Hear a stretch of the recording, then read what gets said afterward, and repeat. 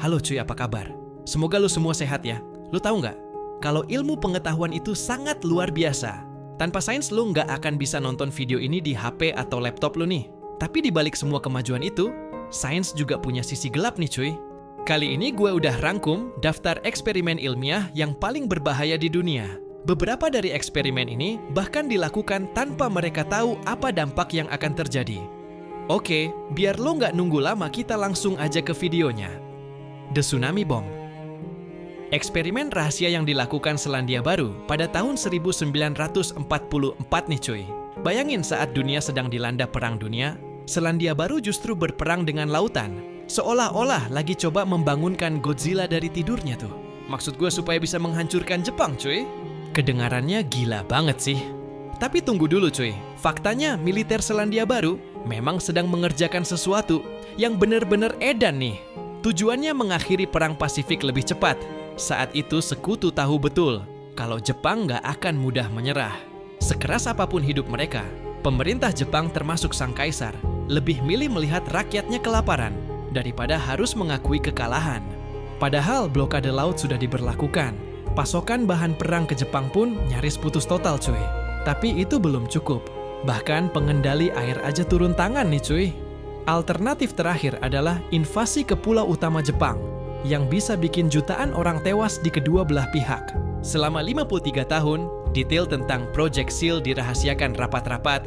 Rencana mereka sederhana, setidaknya dalam teori, dengan memetakan medan bawah laut secara teliti dan meledakkan bom dalam jumlah besar di lokasi strategis. Air laut bisa disalurkan mengikuti jalur tertentu.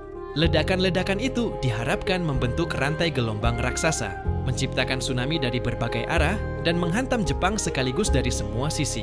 Untuk menguji teori ini, militer Selandia Baru mulai melakukan eksperimen di lepas pantai Auckland. Tes-tes awal dilakukan dalam skala kecil. Tujuannya bukan langsung menciptakan tsunami, tapi melihat apakah air bisa diarahkan menggunakan kekuatan ledakan semata. Hasilnya campur aduk cuy. Air laut ternyata nggak semudah itu diajak kerjasama. Tapi tetap mereka berhasil menciptakan gelombang pasang mini di Wanganui pada tahun 1944 sampai 45 tuh. Ini cukup untuk bikin sekutu mereka, terutama Amerika Serikat, jadi penasaran. Amerika pun mulai memperhatikan. Ya, mereka tertarik dengan konsep ini, apalagi mereka sendiri sedang mengembangkan bom berkekuatan tinggi. Pentagon bahkan menyukai ide ini karena dianggap punya potensi besar. Untungnya Project Seal ini gagal total cuy. Tapi meski begitu, militer Amerika mencatat kalau proyek ini berhasil, mereka akan mempertimbangkan memakainya bersamaan dengan bom nuklir untuk mengakhiri perang. Setelah perang selesai, baik Inggris maupun Amerika tetap penasaran nih. Mereka bahkan mempertimbangkan mengundang kepala proyek dari Selandia Baru buat menyaksikan uji coba nuklir di Bikini Atoll. Yap, kalian nggak salah dengar kok. Tempat yang dikaitkan dengan SpongeBob cuy. Mereka berharap itu bisa memberi inspirasi untuk pengembangan lanjutan. Kapan-kapan gue bahas deh. Namun sebaliknya, justru Amerika lah yang mengirim salah satu ilmuwan mereka ke Selandia Baru sambil bawa data lengkap hasil uji coba nuklir. Mereka ingin membagikan hasil itu ke tim Project Seal. Setelah itu, proyek ini lenyap dari permukaan nih. Tidak ada publikasi lebih lanjut atau nggak ada kelanjutannya. Proyek ini seperti tenggelam bersama eksperimennya sendiri tuh. Tapi minat Amerika terhadap Project Seal belum benar-benar hilang cuy. Bahkan lama setelah Perang Dunia berakhir. Karena hari ini kita tahu bahwa menciptakan tsunami buatan dengan senjata nuklir itu sangat mungkin. Rusia bahkan mengklaim sudah punya senjata seperti itu. Tapi ya, kalau pemerintah Rusia yang ngomong, kita perlu sediain garam laut mati aja nih cuy. Bukan berarti mereka bohong. Cuman ya, mereka nggak terlalu cocok sama kebenaran cuy. Faktanya, Project Seal bakal butuh senjata nuklir untuk benar-benar bekerja. Dan pada saat itu, lebih gampang dan lebih cepat untuk langsung menjatuhkan bom ke target. Karena pada akhirnya, proliferasi senjata nuklir oleh AS dan Uni Soviet bikin Project Seal kehilangan fungsinya. Udah nggak relevan lagi cuy. Tapi begini, andai saat itu ilmuwan-ilmuwan gila Selandia Baru berhasil menciptakan tsunami buatan hanya dengan bahan peledak konvensional, dunia bakal beda banget nih cuy. Artinya siapapun yang punya beberapa juta dolar bisa saja menenggelamkan garis pantai negara manapun di dunia. Lo pernah dengar istilah von Neumann machine? Ini adalah konsep gila dari fisikawan dan matematikawan legendaris John von Neumann. Di tahun 2023, ilmuwan di Universitas New York membuat mesin yang bisa mereplikasi dirinya sendiri nih.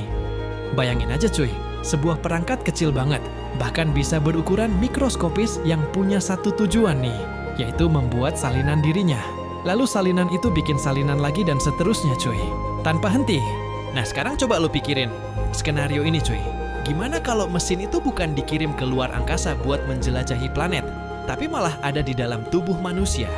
Awalnya, ide ini kedengarannya keren banget buat dunia medis cuy. Bayangin, lo punya nanobot atau robot sekecil sel darah merah yang bisa nyembuhin penyakit dari dalam.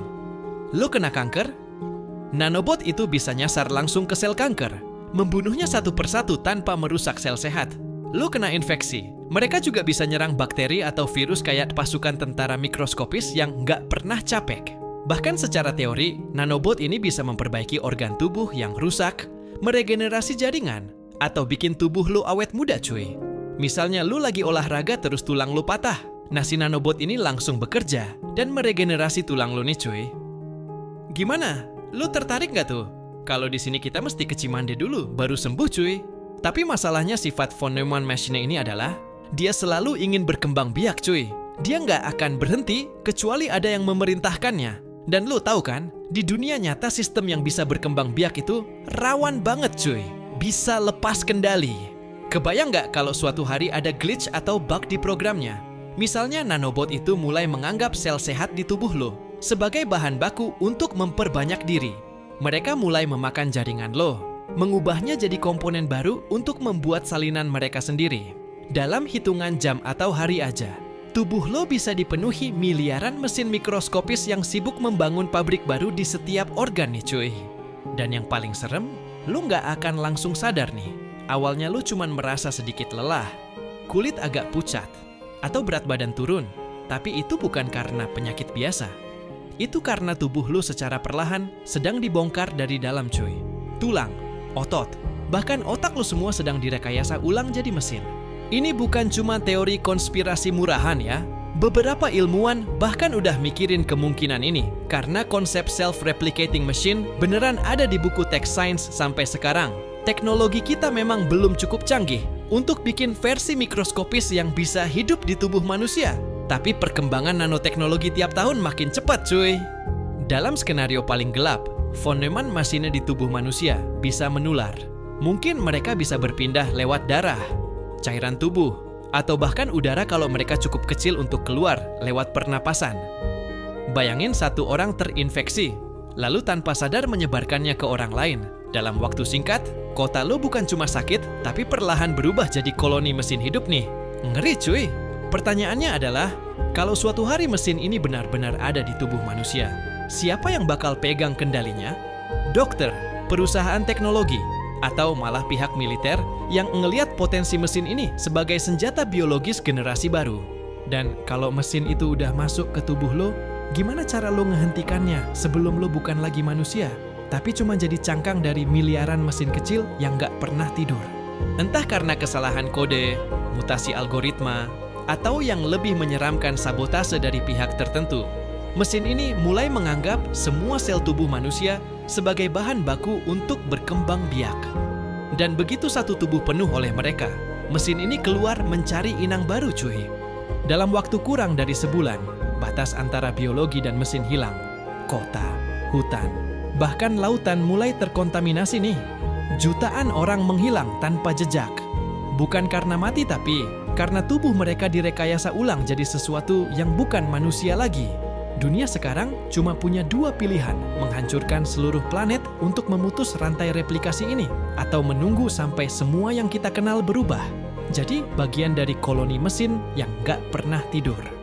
Bayangin kalau sistem nanobot itu pakai perangkat lunak seperti komputer, dan ada bug di dalamnya. Satu error saja cukup untuk membuat mereka mengubah semua materi di bumi menjadi salinan diri mereka sendiri. Fenomena ini dikenal sebagai Grey Goo Hypothesis, skenario apokaliptik di mana bumi bukan cuma tertutupi, tapi diubah sepenuhnya jadi bola raksasa berisi goo abu-abu. Triliunan mesin nano, semuanya berasal dari satu nanobot nakal yang lepas kendali. nggak ada yang selamat. Segala bentuk kehidupan, manusia, hewan, tumbuhan, bahkan mineral dan logam, semuanya diubah jadi bagian dari GUU itu. Saking seremnya, banyak ilmuwan dan peneliti yang percaya teknologi ini seharusnya jadi larangan universal. Kalau kita lihat dari usia alam semesta yang udah miliaran tahun, ada kemungkinan besar bahwa spesies cerdas lain di luar sana sudah muncul jauh sebelum kita. Mungkin alien-alien ini udah paham betapa berbahayanya mesin nano yang bisa mereplikasi diri, dan mereka sepakat untuk melarang penggunaannya. Logikanya sederhana, satu wabah nanobot bisa menyebar ke seluruh galaksi lewat tabrakan asteroid, sama seperti hipotesis panspermia, di mana benih kehidupan bisa berpindah dari planet ke planet lewat pecahan batuan luar angkasa. Faktanya, kita udah menemukan meteorit dari Mars di bumi. Sekarang bayangin, kalau skenario ini terjadi, alien mungkin udah mengawasi kita. Mereka mungkin memilih untuk tidak muncul sampai kita mulai jadi ancaman. Kalau mereka melihat manusia mulai mengembangkan mesin nano yang bisa mereplikasi diri tanpa batas, mereka bisa saja memutuskan untuk bertindak cepat. Bahkan, kalau itu berarti memusnahkan kita sepenuhnya. Karena kalau kita terlalu bodoh untuk menyadari bahaya dari ciptaan kita sendiri, mungkin kita memang terlalu berbahaya untuk dipercaya memegang teknologi lain yang bisa menghancurkan seluruh galaksi. Dan mengingat masih banyak orang di planet ini yang percaya bumi itu datar, ya mungkin mereka punya alasan yang cukup kuat untuk khawatir. Virtual reality bisa menghancurkan dunia nyata. Mungkin kedengarannya aneh, tapi ada yang percaya kalau realitas virtual bisa menghancurkan dunia nyata, cuy. Kedengarannya mustahil kan? Tapi sebenarnya itu jauh lebih mudah terjadi daripada yang lo kira nih. Dan kabar buruknya kita sudah mulai menuju ke arah itu hari ini. Sekarang teknologi VR masih hit and miss nih. Perangkat seperti Oculus sering bikin orang mabuk perjalanan. Dan game eksklusif VR jarang banget jadi Game of the Year. Bahkan kacamata augmented reality baru dari Apple pun masih kesulitan menemukan fungsi nyata di luar sekadar hiburan sementara, cuy. Saat ini VR dan AR memang masih dianggap barang baru. Dan belum banyak orang mau mengeluarkan uang besar untuk memilikinya. Tapi dulu game PC dan konsol juga pernah ada di titik yang sama nih. Ada yang ingat ketika game PC dijual di disket, dimasukkan kantong plastik, lalu digantung di rak toko perlengkapan kantor. Dari judul klasik seperti Wizardry, Ultima, King's Quest, Loom, hingga Might and Magic. Sekarang industri game sudah jadi bisnis triliunan dolar, dan jadi gamer itu bukan lagi hal aneh, tapi keren. Nah, siapa nih yang udah jadi gamer dan bisa ngasilin cuan? Keren! Virtual reality kemungkinan akan mengikuti jejak yang sama. Suatu hari nanti, cucu lo mungkin bakal ngetawain lo. Karena dulu cuma main game di layar kayak dinosaurus. Tapi mereka nggak akan tahu asiknya main di dunia nyata. Ya kan cuy? Sekarang itu tinggal kenangan aja sih. Kenapa VR bisa begitu menarik? Sederhana cuy, hidup di dunia nyata seringkali nyebelin. Ada masalah, rasa sakit, dan hal-hal membosankan yang mau nggak mau kita hadapi. Tapi di kehidupan virtual, semua hal yang menyebalkan bisa dihapus, disunting, atau bahkan diganti dengan sesuatu yang jauh lebih menyenangkan. Mau ke pantai tanpa takut terbakar matahari, tanpa pasir masuk kemana-mana, dan tanpa ancaman hiu. Tinggal setting, tidak ada semua itu. Pantai terasa sama persis, tapi aman, nyaman, dan sempurna. Semua terasa lebih nyaman dan terkendali, nggak ada yang ganggu atau melihat kita. Bahkan di masa depan, teknologi seperti Neuralink mungkin bisa bikin lo merasakan angin laut, mencium aroma garam, atau menyentuh air tanpa keluar rumah. Neuralink sendiri udah bikin gebrakan nih. Tahun 2024 kemarin, Elon Musk baru saja menguji implan otak pertamanya pada manusia bernama Nolan Arbauch, seorang penderita kelumpuhan akibat cedera tulang belakang. Ia ditanamkan chip seukuran koin di bagian otak untuk mengontrol gerakan. Dengan puluhan benang tipis berisi ratusan elektroda untuk mendeteksi sinyal sarafnya. Hasilnya, dalam beberapa minggu, Nolan bisa menggerakkan kursor komputer hanya dengan berpikir. Yap, kalian gak salah dengar kok. Cuma dengan berpikir menggunakan otaknya, Nolan bisa mengontrol komputer. Bahkan Nolan sempat bermain Civilization 6 selama 8 jam non-stop tanpa ada yang ganggu nih. Ia menyebut pengalaman itu gila dan merubah total kehidupannya. Namun teknologi ini belum sempurna. Beberapa minggu pasca operasi, hingga 85% threads implan mundur dari posisi awal. menurunkan kemampuan kontrolnya. Neuralink kemudian memperbaiki dengan pembaruan perangkat lunak dan fungsinya sempat meningkat kembali. Ilmuwan kini melihat kisahnya sebagai bukti bahwa implan otak bisa mengembalikan kebebasan digital bagi orang lumpuh dan bisa jadi awal dari lompatan besar menuju realitas virtual otak ke komputer yang suatu saat bisa membaurkan dunia nyata dan dunia digital begitu mulus. Menurut lo gimana nih cuy? Bayangkan lo berdiri di tepi pantai virtual, pasirnya halus, bersih, dan gak pernah menempel di kulit. Lo bisa mencium aroma segar semprotan air asin. Dan jika mau, lo bahkan bisa menyentuh hiu putih besar yang berpatroli di lepas pantai cuy. Di dunia virtual gak ada rasa takut, karena hiu ini sudah diprogram untuk tidak merobek tubuh lo. Yap, teknologi terus berkembang, lo gak hanya bisa berenang bersama hiu tanpa risiko aja, tapi juga bisa bernapas di bawah air cuy. Melihat dalam kegelapan total, dan menjelajahi dunia bawah laut sejauh yang lo mau. Bahkan jika lo tipe orang yang introvert, gak perlu khawatir cuy.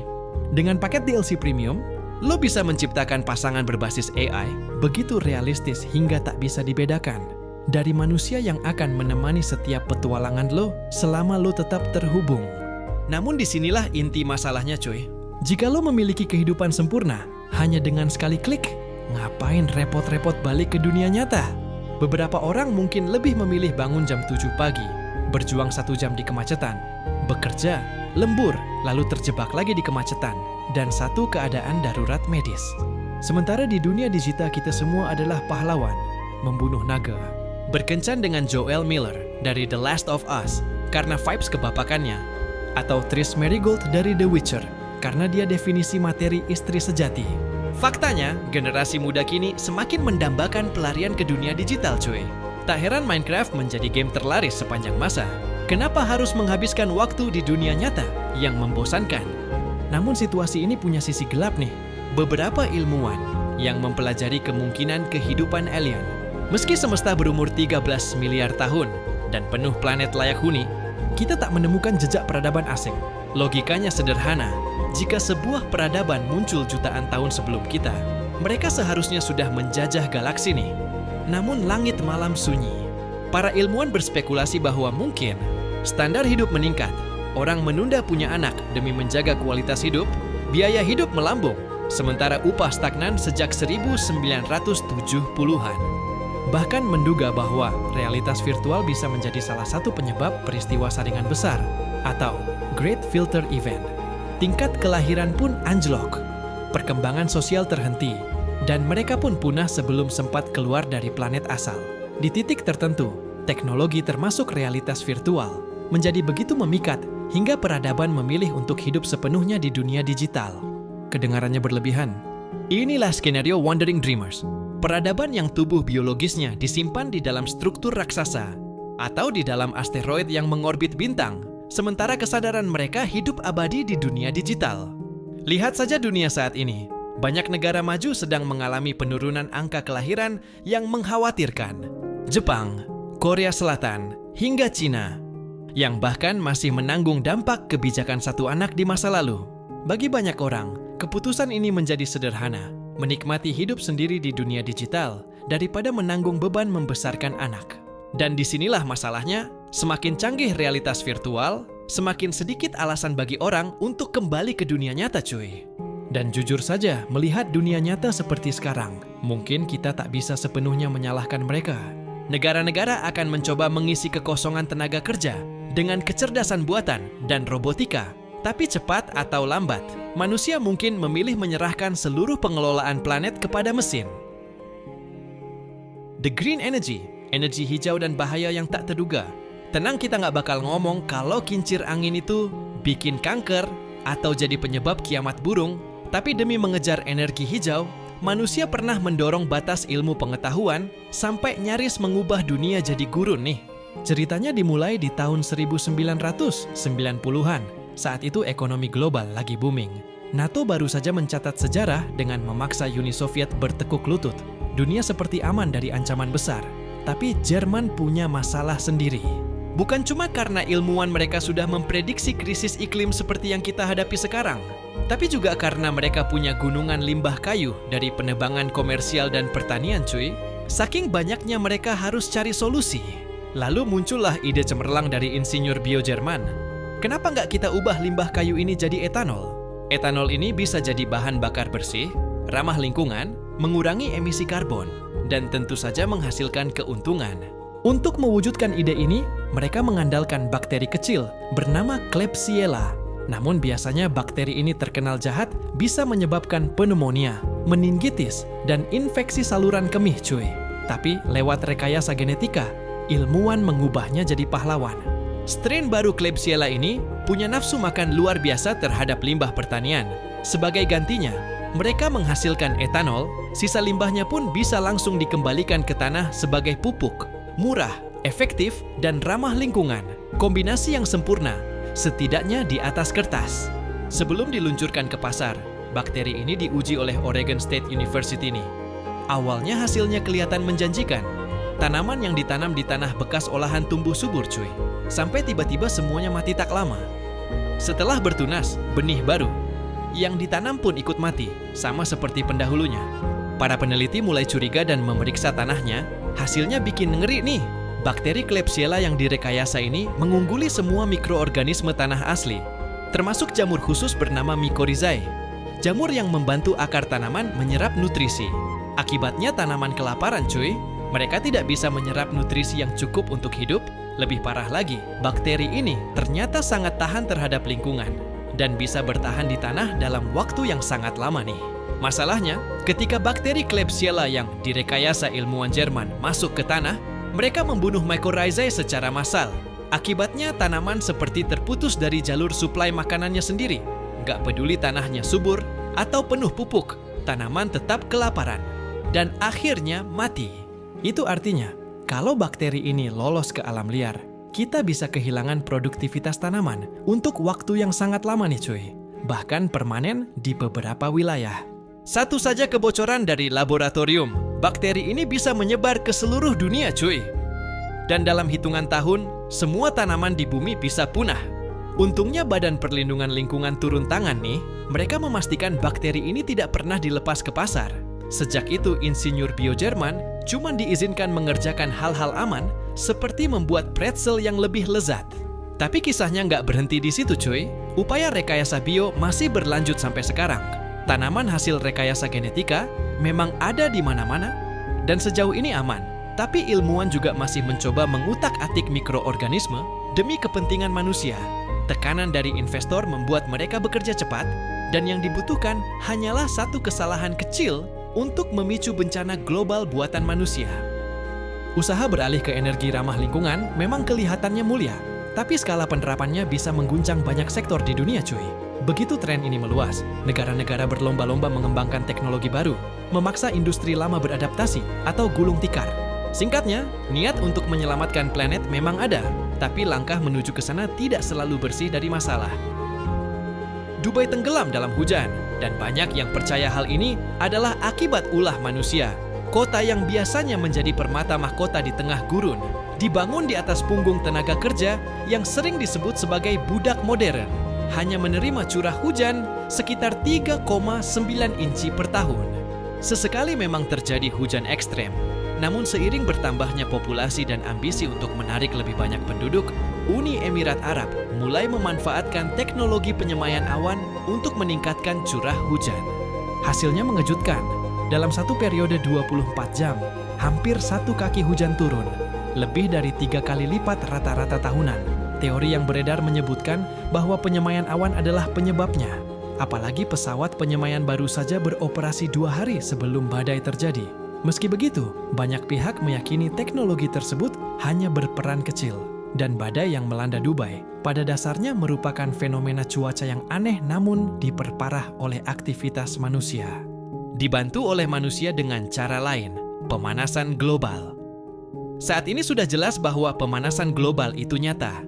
Jika masih meragukannya, cukup ingat bahwa setiap kenaikan suhu 1 derajat Celcius membuat atmosfer mampu menampung 7% lebih banyak uap air.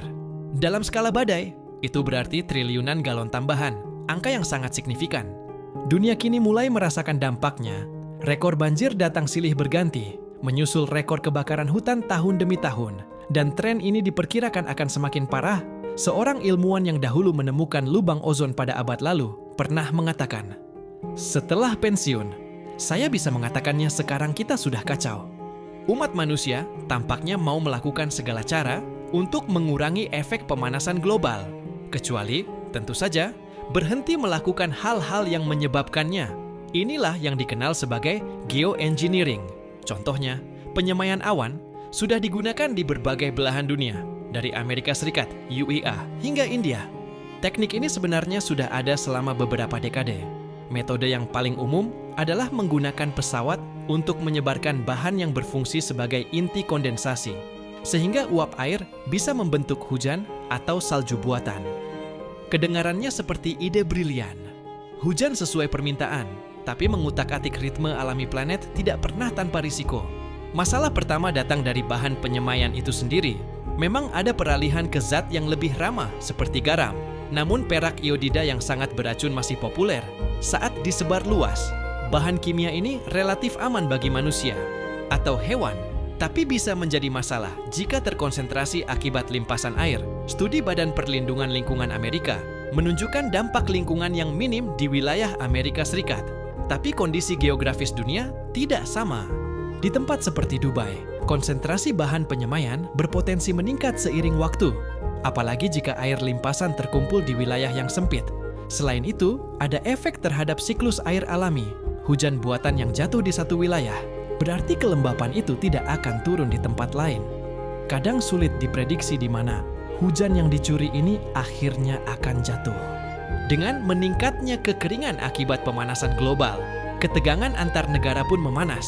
Iran misalnya, sudah menuduh Turki mencuri hujannya, memicu protes di media sosial pada 2024. Setelah beredar foto perbandingan, awan tebal di langit Turki dan langit cerah di Iran, di kawasan yang sudah penuh ketegangan seperti Timur Tengah, sekadar persepsi adanya pencurian air bisa memicu konflik. Selain mengatur hujan, ada pula rencana geoengineering untuk langsung mempengaruhi suhu planet.